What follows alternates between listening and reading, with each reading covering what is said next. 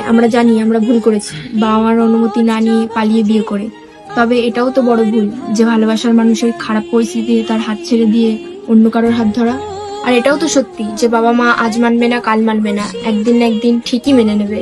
আর আমার মনে হয় ভালোবাসার মানুষের খারাপ পরিস্থিতিতে তার হাতটা না ছেড়ে দিয়ে আরো শক্ত করে চেপে ধরে রাখা। আর আমার বিশ্বাস একদিন না একদিন আবারও সব ঠিকঠাক হবে। আরেকটা কথা বলি, ভালোবাসলে ভালোবাসার মানুষের পাশে থাকার চেষ্টা করো, সেটা তোর খারাপ সময় হোক কিংবা ভালো সময়।